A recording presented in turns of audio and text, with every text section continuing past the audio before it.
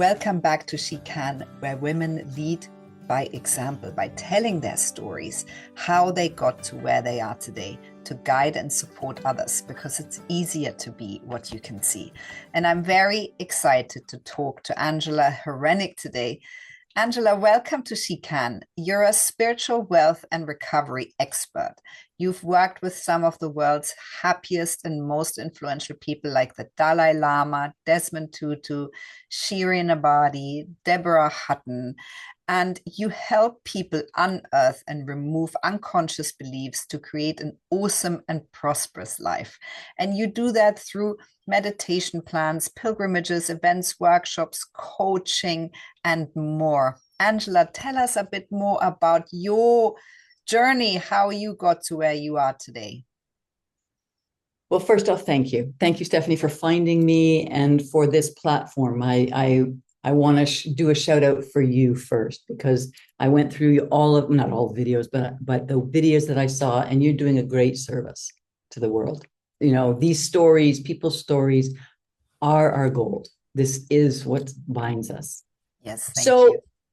My story is long, twisted, complicated. And so I will just kind of move things forward. Well, how did I end up where I am?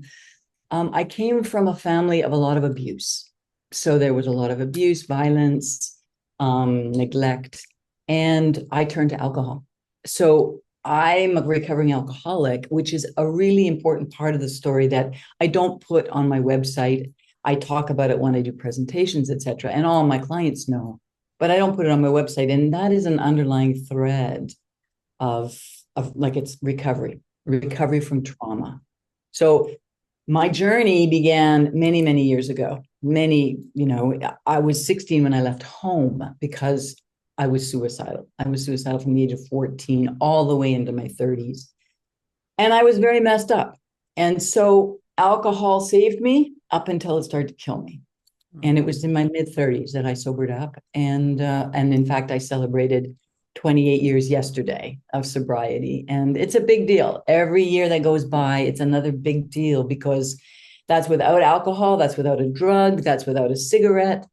And the way society is now, a lot of people can't cope. They can't cope without something that helps them through, maybe not the day, but maybe the night. So, beginning as an alcoholic with the abuse, the trauma, when I started to sober up, I cleaned up my mind. And that's the hardest part. It's our body, our speech, and our mind, but it's our mind that we mostly have to fight with, the war there. And when I sobered up, it took quite a few years before things started to right themselves.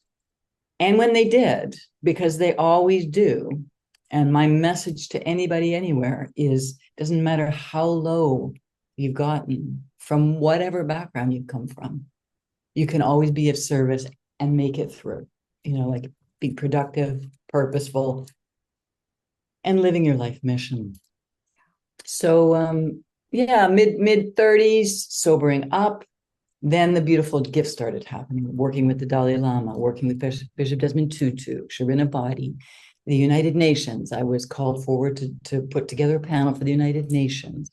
And then meeting the president of India. So all these beautiful, beautiful gifts started to happen based on my recovery.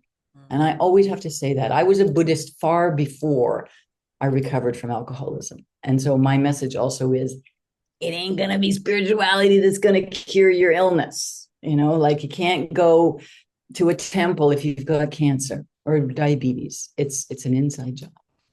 So fast forward, like in my early 40s, things changed again.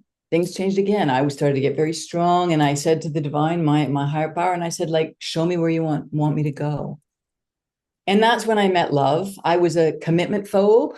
I had never been, had been married, de facto married in my 20s for 10 years, but I couldn't commit. So that's a very long story how I met my partner. Suffice to say, I met him when I was 16 in England, and then I re-met him in my 40s.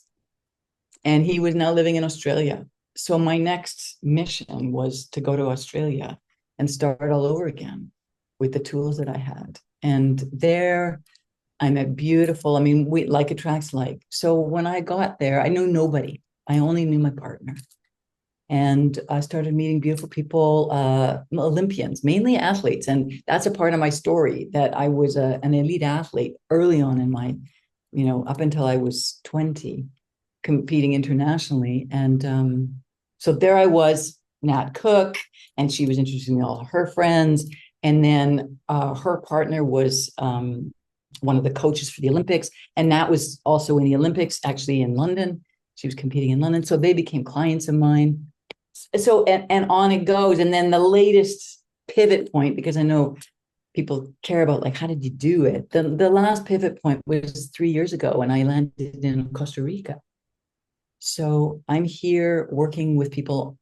Well, actually, I'm not working with people here in Costa Rica. I'm working worldwide, globally. And as you said at the opening, online, one-on-one, taking people to India, Bhutan, to crack them open and help them heal from their trauma, complex trauma. And there's one more little piece, and I know you're going to ask me more questions, but I'll just fit this in.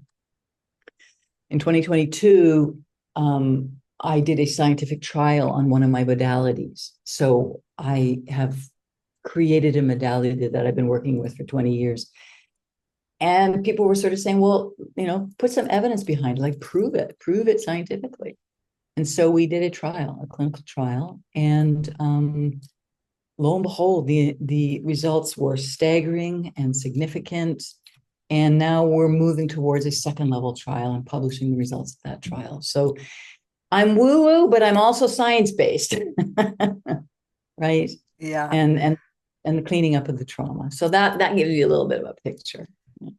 Angela, it sounds to me as if you've really transformed your pain into purpose, right? You have gone through this, you are leading with your story, and now you are helping other people do the same through different modalities and offerings. Tell us a little bit more about the science that has backed one of these modalities. I think people would love to hear about that. What does that mean? Sure. Yeah. Well, we all have emotions. Okay, so let's start there. We have emotions and feelings, and this is a society that doesn't honor them, right? We squish them down, stiff upper lip, control yourself, don't show your emotions, right? And that leads to all manner of disease, physical disease and mental health issues. And in 1998, there was a scientist in America who created something called the ACEs. And he found out 10 places where people would have been wounded in their childhood. And he gave a mark for every time you got wounded, not every time you got wounded, but like physical violence, emotional violence, sexual violence, neglect, mental health, imprisonment. So there are 10 criteria. Every time you tick one of those boxes, you have an ACE score. And the higher the ACE score, he found out, the more propensity later in life there's a connection to physical disease, cancers, heart disease, addictions, mainly, and autoimmune disease. So as a scientist, he was plotting the mental health journey with physical diseases. I come from a recovery background of alcoholism, and not me, drug addiction, but others around me, and codependency. Now, codependency is a term that people throw about, but we don't really know what they are, what it is. And it's really the trauma that underlies any addiction.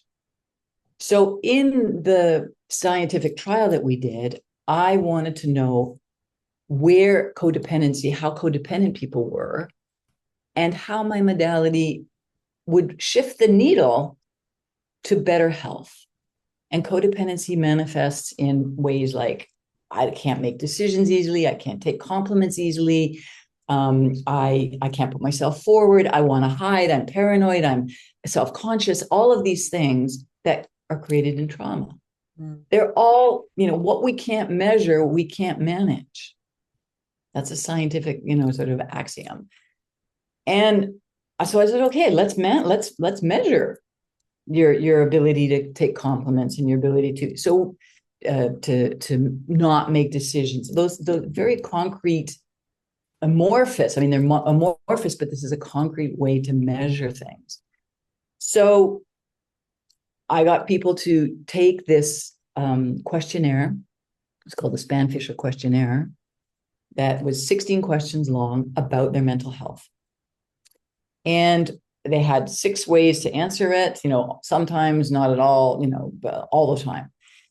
And over a 24-week period, like 6 months, we used the same questionnaire at the 6-week mark, at the 12-week mark, and at the 24-week mark. Same questions, and at the 0 mark, at the starting point.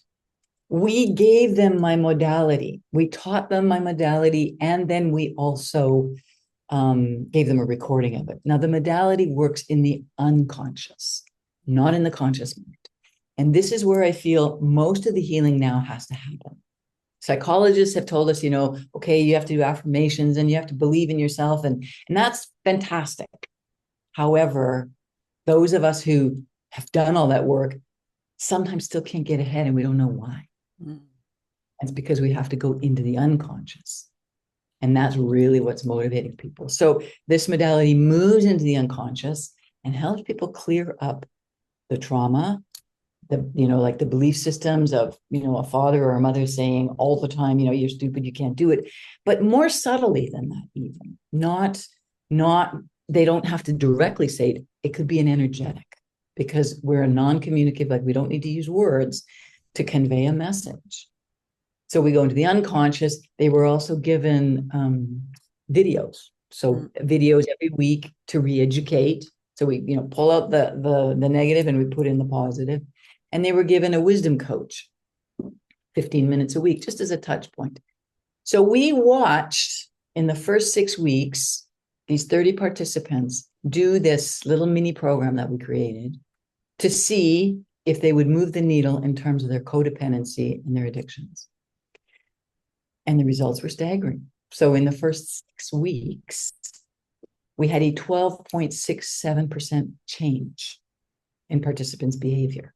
Like that's 6 weeks. There's 6 weeks flies by like that. In the 12-week mark, we had a 20% change in 12 weeks. And of course we thought, well, we're holding their hand and they're getting, but the official trial ended at the 12-week mark. We then said, hey, go about your life. Thank you very much. And we're going to connect with you in another 6 months or another 3 months. And do whatever you like. Go back to your routine, keep doing this, whatever you like. At that 24-week mark, we found out that the results had stuck. So what that means is that they had made permanent change, at least for that 6 months. What was even more heartening, remember I talked about the ACE score. So people came in on all levels of the ACE score. And the higher the ACE is, the more trauma there had been, obviously. What we found is that the sweet spot for the modality for people to shift was between people having an ACE score of 3 to 7. Now, at the 3 mark, somebody is 1,200% more susceptible to addictions. 1,200%. And you only needed 3 little tickies, So between 3 and 7%, or 3 and 7 on the ACE score, there was a 36% change in those people in a 12-week period. So when we took it to statisticians and said, can you do the analysis of the numbers around these behaviors? They came back and they said, this is scientifically significant on behavioral change. Like these numbers are very, very, they're valid, but they're also significant. So I can't explain the science behind it, but I can explain the measurement of the emotions and how we move through it. Yeah, I understand. Does that make sense? Yes, it makes sense, Angela. And I think the thing that we are slowly but surely understanding is that trauma is stuck in the body.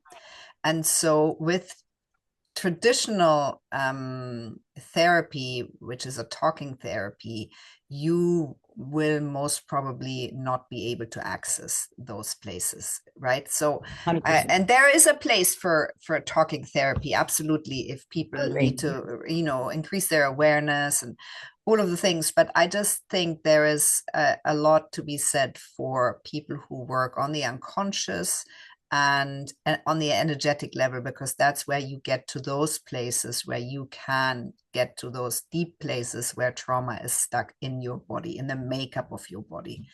100%.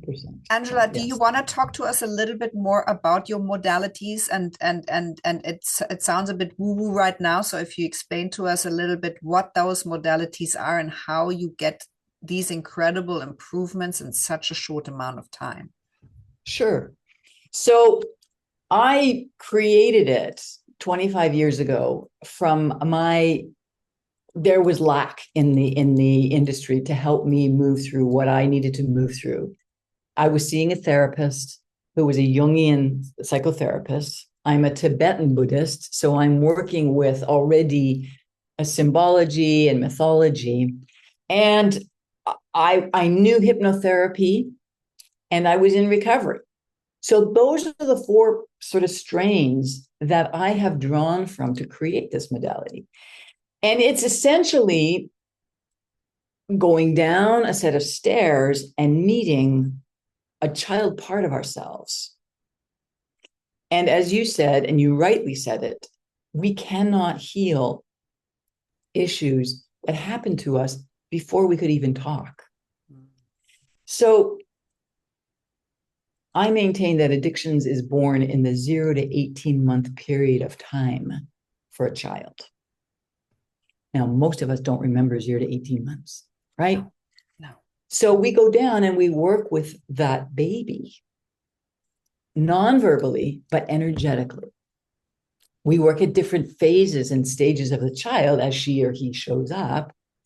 Energetically, we bring in symbolism, and the unconscious brings it forward. We don't have to do much. We just have to sit and visualize and see what's happening. And then obviously you get directions, like I want you to hold the baby and, run your fingers through her hair and talk to her. And that's the level of affirmation. You are lovable, you're deserving of love. I see you, I hear you. So those are the things on the conscious level we love to hear. I see you, I hear you. But a 0 to 18-month-old baby might not have had bonding with her mother for many, many, many reasons. We get to reparent her. And how we reparent her is that our adult self reparents that child self. And it's called an adult advocate. Okay, so it's all of a sudden there's an advocate for this child who didn't have any power or was forgotten or wasn't listened to. And each of the stages of childhood development, there are 6 of them. When we go down the stairs and talk to the child, like say a child comes up at the age of 4, when I'm working with a one-on-one or even in a group, I say, okay, how old was your child who showed up? Oh, I was 4. Oh, I was 6. Each of the ages correlates to a stage in childhood development that either was thwarted because of trauma, or the parent, was really, really good in developing the child's strength. So like say, for instance, a 4-year-old shows up, that child probably as an adult is showing identity issues. As an adult, she's not feeling like, where do I fit in? Or not so much fit in, but who am I? It's the who am I question. And then, maybe they show up at the age of 7. That's about power. And a lot of women show up and it's like, I don't feel empowered. It's like, okay, well, something happened to you between the ages of 4 and 7 as a child that created your blueprint so that later in life, you still don't feel empowered. So then we go back and work with that 4 to 7-year-old, in the unconscious, non-verbally, but through the energetics of it. And this is where the quantum comes in. You mentioned somebody who, quantum and spirit, we're in the quantum realm then. We're in the unconscious. We're in the energetic part of our being. And so on this level of reality, change happens. It's alchemical. It is not cause and effect necessarily, but it is energetically changed. Yeah. So it's it's a 20-minute downloadable modality, and I have variations. So it's not just the baseline. That's the one we tested. We have a baseline one, but then we have one, you work with your mother, you work with your father, you work with a significant other, like it could be a priest or a teacher or a coach or something like that. And then even with couples, I have a modality that works with couples in their unconscious. So it's going to be moving out into the world in a bigger and bigger way. I have trained coaches, obviously, in this modality, and they've gone out and helped people. And, my vision is that it hits the planet much like EFT or EMDR. That's a hopeful vision for me. Yeah, amazing, Angela. Now, given that women are 80% of autoimmune disease sufferers, right? And we have a huge issue of women not being well in themselves because we might not have been heard and seen or believed, or all the shame we carry, etc., etc. There is so much in our patriarchal journeys that is really impacting women's well-being. What would you say? How can we give listeners a little bit of an insight or tips into how we can self-regulate or balance ourselves on a day-to-day basis? What tips would you give to women listening who especially in this day and age, we live in turbulent times, and every day we feel the world has gone crazy. What could you offer? It's very, very, and it sounds way too simplistic, but sometimes the simplest things are the hardest to do. And that is through the breath. The breath is the connection between our higher self and our human self. And if we can modulate our nervous system, because all of the autoimmune diseases are because of nervous disorders, which come from trauma. Now, I'm not talking about a trauma with a T. All right, we have to distinguish between a capital T trauma and a small t trauma. Yeah. Small t trauma is what we call childhood development trauma. That is like a death by 1,000 cuts, or the water just drips every day, all through your childhood. And then you come out the way you are, and you end up with an autoimmune disease, and you kind of like, but I had a good childhood. And this is not a blame game. This is about, okay, you had a great childhood. Now, let's find out those places where you got wounded, where the expectations were too high. You didn't feel good enough, fast enough, smart enough, pretty enough, tall enough, like the not enoughness.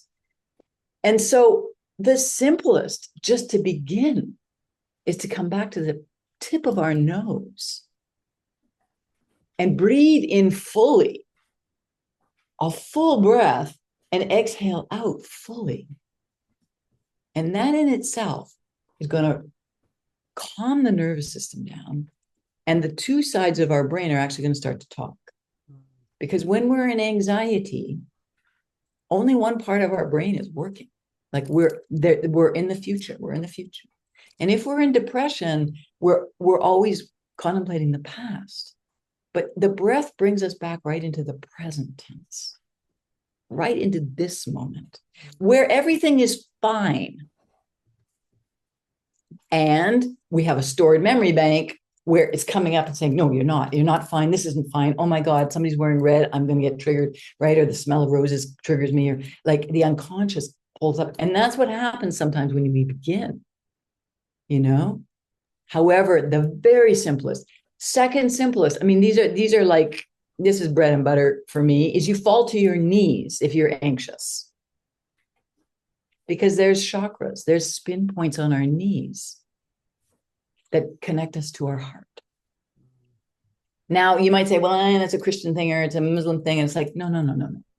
This is a physiological thing. Maybe the Christians knew it and maybe the Islamic people knew it, but it works. You fall to your knees. Those are like really, really basic. If somebody is angry at you or yelling at you, leave the room for a moment. Just say, I gotta take a minute for myself and come back inwardly. And then obviously, working in the unconscious is where the longer term and the bigger work happens. But on a moment to moment basis, it's the breath. And that's going to be one of the gifts I'm going to offer your listeners, is what I call the golden morning meditation. And it's a breathing meditation with a little video and a little workbook. And, like me guiding you through how to breathe properly. So. And that's very kind, Angela. Thank you. We're going to put that in your bio of how people can access that. Now, I'm wondering, Angela, you've been doing this for a long time. You have lots of different things that you offer to help support people. What really matters to you now? And how do you want to matter in the world going forwards? Well, I have in my mind, I have this console of a mixing board, like, that musicians use when they're recording something. And, you move this dial up a little bit and then you dial it back and you move this dial up. So I have many frontline priorities around my mission. My personal one is to become enlightened and then help all beings, all sentient beings, become enlightened in order for them to prosper, be empowered, etc. That's a lofty goal, right? I'm the first to admit it. We're walking the path of the wounded healer all together, aren't we? Precisely. And that is to help people who are suffering. Okay. And mainly, you can help them that they've been refugees. I saw that beautiful interview with that woman that was a child, sufferer of genocide.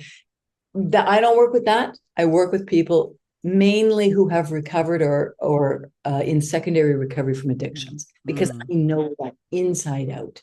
It's a mental illness that most people don't know how to handle, right?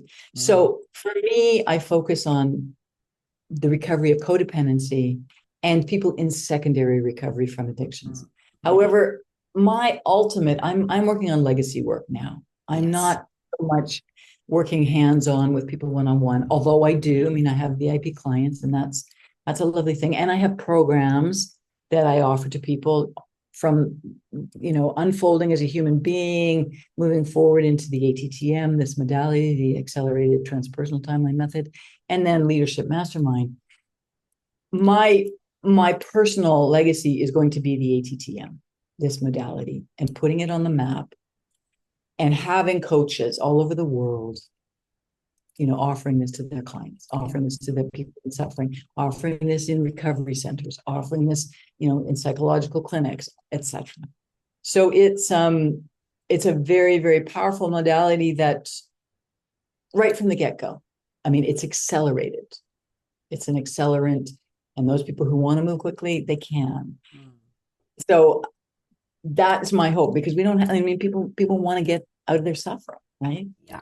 So, and I'm working on books. So I have, 5 books published at this point, and my big one is I'm working on it right now, and that's the transformative journey, right? Each stage of the journey on how to help somebody move through their denial or their change back. Somebody starts changing, and then their family is like, "We liked you the way you were. Why don't you change back?" And from there to trusting in a divine power, and then the money part of it. Like I have a whole financial background. I was an accountant for 18 years. So I bring that to the story too. Because the way the world is, we're going to have to depend on powers that are greater than us. We're not going to have to, depending on jobs or people, right? For our finances, it's going to have to it'll come through people. Money will come through people. But people aren't our source, right, of our income. So that's a bigger answer to that. Angela, I'm wondering, how do you lead? How do you lead by example? How do you show up? It's a fantastic question, because I have seen many, many leaders fall from grace. They haven't worked on their shadow stuff. So they're put in the light, and they're the best thing, and they've got it all together. And then we find out, oh well, then they're into pornography, and they're in the and then it's poof. And I've been trained as a Buddhist. I'm a Buddhist Lama. So for me, I have 6 what we call paramitas, or virtues that I follow. And I teach from that place. And again, in Buddhism, we say there's 3 kinds of leaders. They lead from the front, they lead from the middle, or they lead from behind. Mm. So, a king or a queen leads from the front. A shepherd leads from the middle, right? They have the flock around them and they move with their flock. And then there are leaders from behind, like a ferryman who's pushing the ferry and people are moving because they're pushing them behind. Yeah. I'm the kind of leader that leads from the middle. So when I talk to clients, and it's against all psychological kind of rules, I share my story. I become relatable. I tell people on a day-to-day basis what I go through. I'm further down the road, but that doesn't mean that I'm finished or I got, I'm squeaky clean. I'm still working on, trying to give up black tea and cream. Like I'm still trying to clean things up. I'm still working with my impatience, for instance. So when I work with people in my programs, I always infuse a little bit of who I am. And there is no sort of us and them, I'm better than you, I'm higher than you. Because there's always a fall from grace. Pride is a big, big, how would you say, delusion. Yes, the ego and the pride. Yeah, absolutely. Precisely. Yeah. And, we all have it. How well we can work with it or we deny it will tell you what kind of leader you are. And, people can ascend, make millions of dollars, have beautiful team, but they're running on trauma and ego. Mm. Boom, they get sick and it all falls apart and they have to start at the beginning. So I had my falling apart way a long time ago. In that way. And it was a lot of suffering for a long time for me to come to understand being human is the most beautiful thing. And it's one of the hardest things to become a human. People want to become something other than they are, as opposed to who they are. Mm. Angela, I'm wondering, what are your main takeaways if you look back over the last decades of your work, where you are supporting, guiding, co-creating people's new realities? What do you feel are your sort of main learnings or takeaways? If I can do it and come from where I came from, how small, how insignificant, how silenced I was, how beaten, bruises, neglected, no food in the fridge, stealing. If I can do that, come from there, to be able to talk to presidents and heads of religions like Dalai Lama and King of Mongolia, then anybody can do it. Mm. And I'm being sincere about it. Mm. That is the number one takeaway. If I can do it, and I have seen others come from those places, then anybody can do it. Yeah. That's the biggest thing. What are you most proud of? Me, you're going to ask me something like that. Just give me a look. It's funny. This question really is something that, people are reluctant to answer.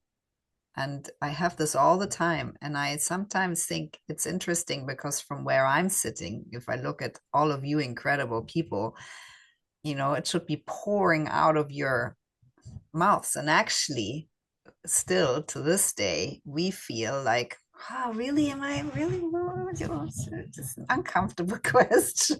Well, why I take a breath is because it's probably not going to be the answer that you imagine. No, I don't imagine anything. I have absolutely no I am most judgment. I'll tell you what I'm most proud of. That I know now how to unconditionally love. That I'm in a marriage. Because from where I came from, everybody was broken and I saw no relationships that were I wanted to emulate.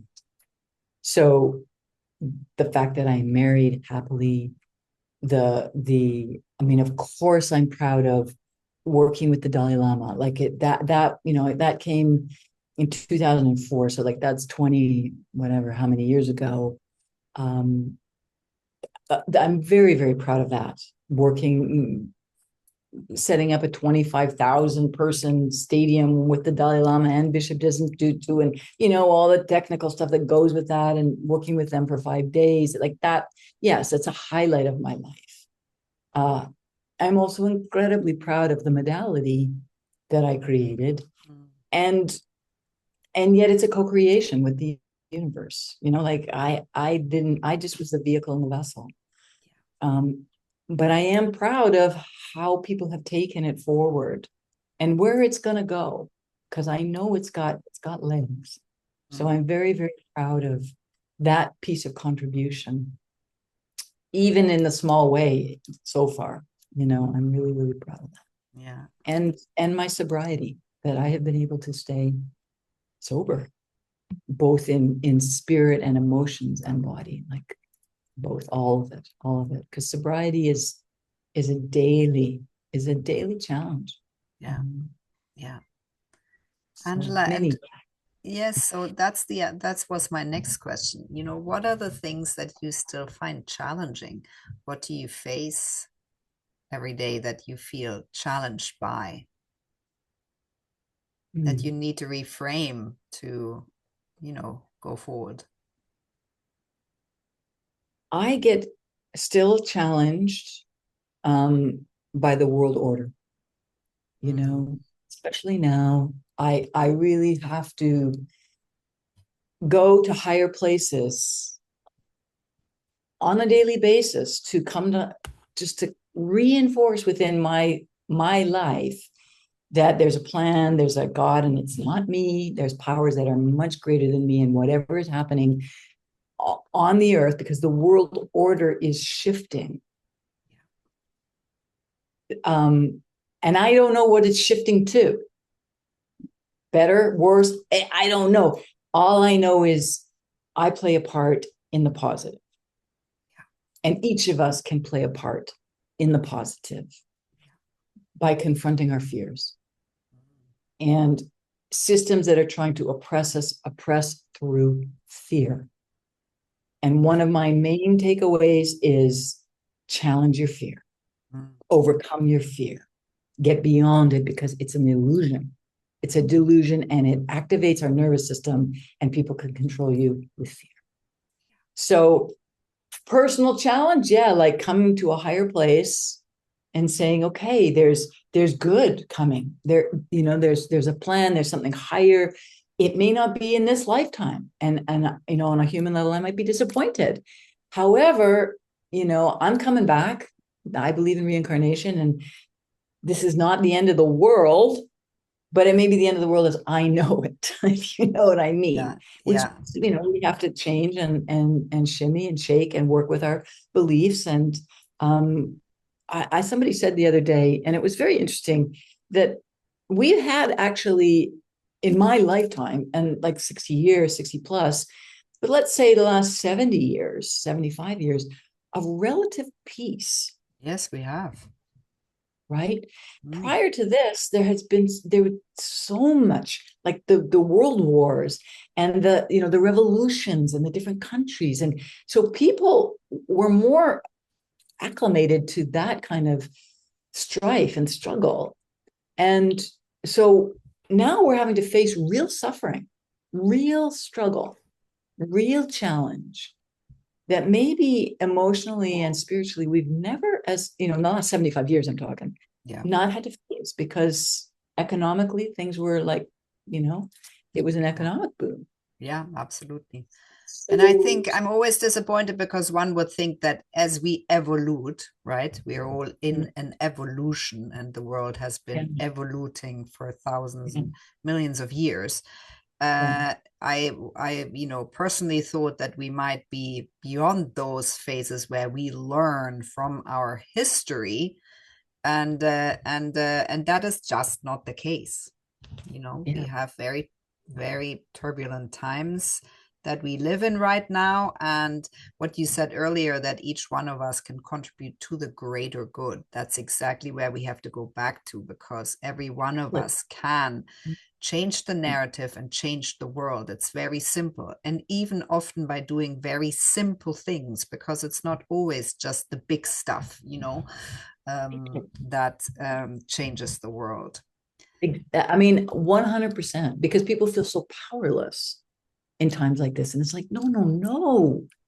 Every little act of kindness takes the whole agenda forward. Yeah. Every little act of kindness. Doesn't matter how small it is, a cup of coffee to a worker that is thirsty, or helping somebody, they've short of change at the cash register. We'll put that 5 cents in, or whatever it is, those tiny little acts of kindness. And I say this at the end of any class that I give, is that we, with every little bit, we shift the totality of the consciousness of the planet. Every little bit. And also doing these things for ourselves, right? Because yes, of course, for others, but also for ourselves, to make sure that we are good to then serve the greater good. Which is where you come in, Angela. Precisely. Because I say to people, self-love is not just about manicures and pedicures and massages. No. Self-love is about putting up boundaries, is about getting over fear, is about taking risk. That is a true measure of how much you love yourself.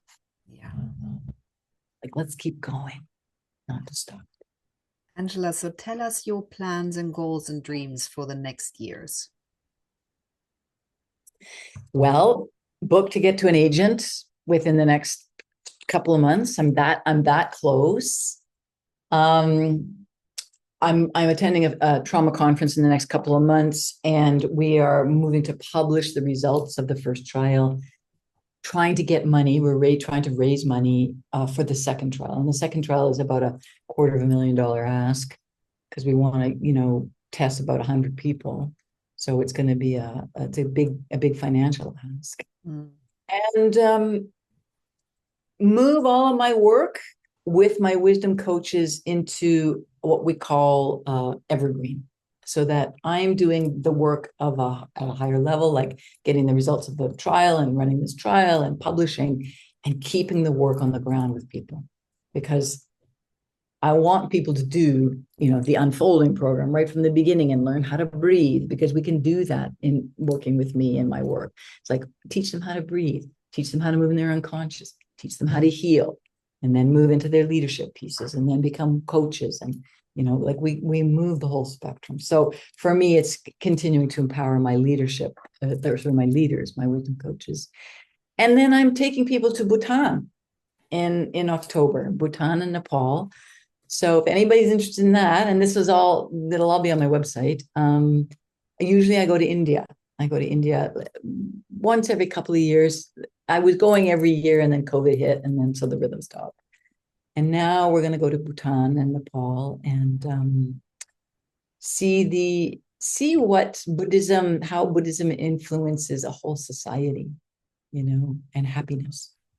Because Bhutan has the gross national happiness quotient. Yes. Yeah, it's amazing.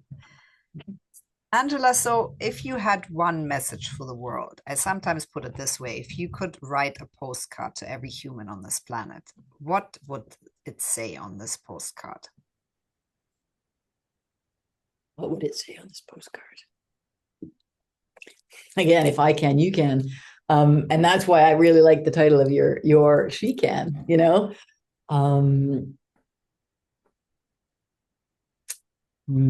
I mean, it would probably be a few sentences. Yeah. And that is, the past doesn't define you, and the future shouldn't scare you. Stay right here now. Yeah.